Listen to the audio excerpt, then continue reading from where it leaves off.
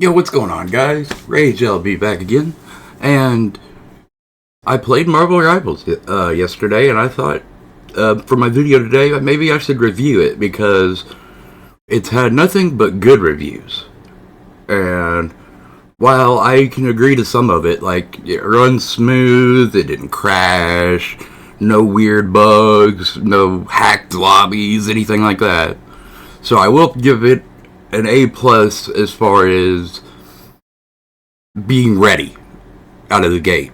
And I think a lot of people can understand that because AAA games, even indie games really, aren't ready out of the gate anymore. They release a half-ready, broken, basically beta form of the game on day one. And then day one, they upgrade it to a half-finished project.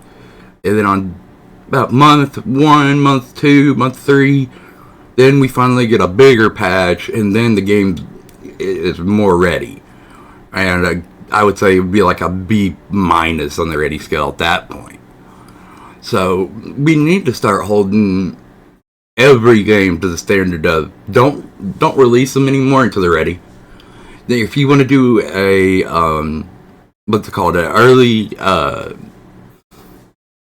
like when they release it and they're honest and saying, hey, we're going to release it for a weekend, have some players play it, see if they can find any bugs that we don't see, and then it's going to go back off the shelf for a while, and then it has its official release date. Now, those I don't have a problem with that. So before you get on that side of the argument, I completely agree there. Like, I think we've got enough gamers around the world now that that's a real resource, and it's a good way because these people that program games, they think in just programming. They don't take a game the way I do, and I see, oh, how can I break it? Or, ooh, what glitch is this? Or, ooh, what exploit is this? And I'm not talking about cheating like aimbot or wall hacks or anything like that. I'm talking about let's get an example. Like,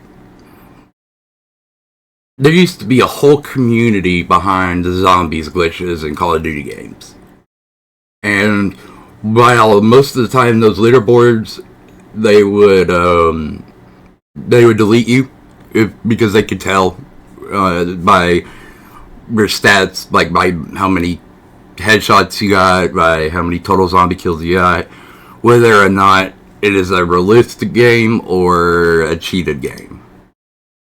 And like, if you've been around for a while, like in Call of the Dead on Black Ops 1 or 2, I think it was 2. It was called, I can't remember if it was in 1 or 2, but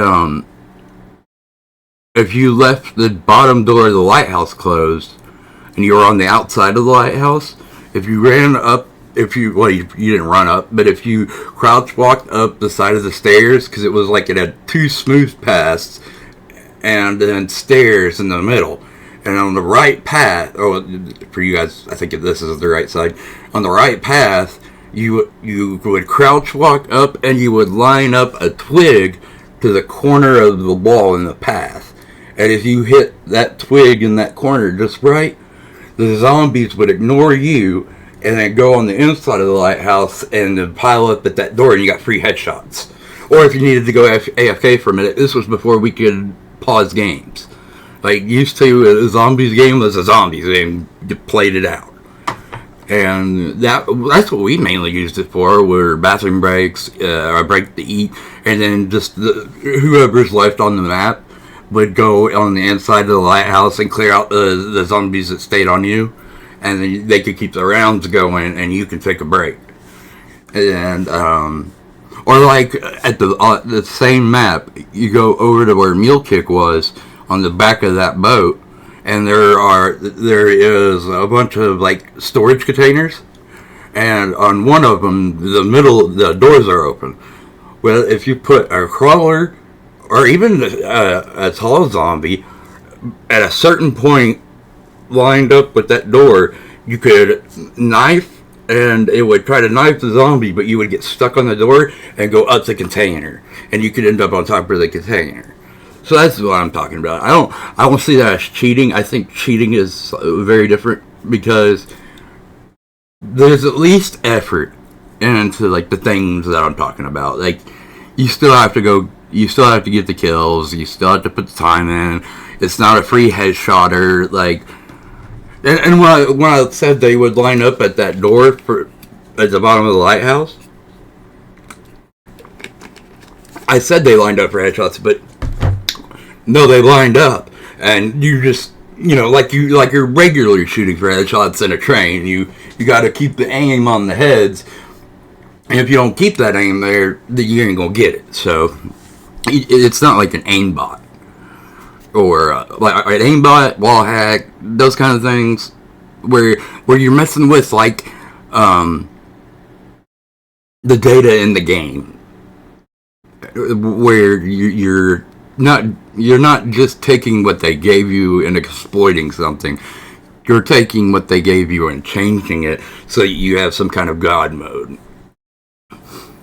But anyway, sorry, tangent. Back to Marvel Rivals, where this all began. It's not my type of game. I was told it would be like Overwatch, so I was like, I enjoyed Overwatch. I really enjoyed Paladins. Paladins was far better than Overwatch, in my opinion. And I'm pretty sure Paladins is free to play. I mean, I think Overwatch is too now, but Overwatch 1 wasn't. Yeah, because I paid $60 for it at one point, I believe.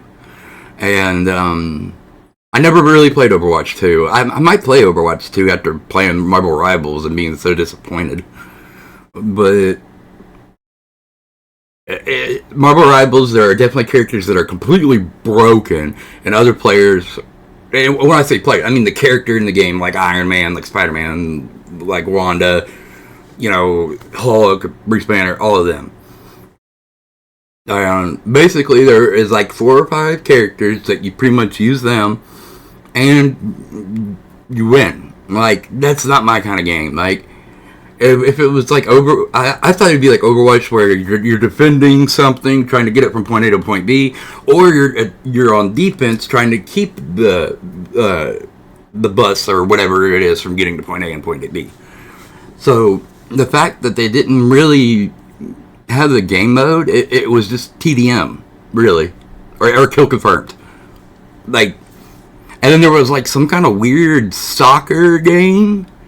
It kind of reminded me of Rocket League, but with heroes instead of cars. So, I think Rivals... It's sad because it does run so well. It does have such basic things done really well, and they deserve to be praised for that. But when the game's trash, it doesn't matter how well it's put together.